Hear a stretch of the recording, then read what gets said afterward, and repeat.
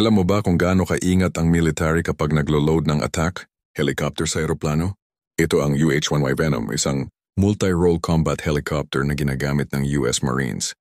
Sa video, makikita mong unti-unti itong isinasakay sa loob ng isang malawak na military cargo plane gamit ang precision, teamwork, at chains na sobrang tibay. Bawat galaw may tagabantay, may nag-guide ng direksyon, may nagmamanage ng timbang at bawat chain ay sinisiguradong nakalock para walang movement habang nasa ere.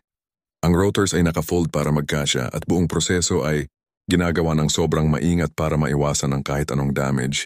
Hindi lang ito simpleng sakay. Mission critical ang bawat detalye. Sa likod ng bawat takeoff, may logistics team na nagtatrabaho ng tahimik pero buong puso, precision power planning. Ganito kadelikado at kadetalye ang paglo-load ng UH-1Y Venom sa cargo, aircraft. Saludo sa mga taong nasa likod ng bawat successful mission.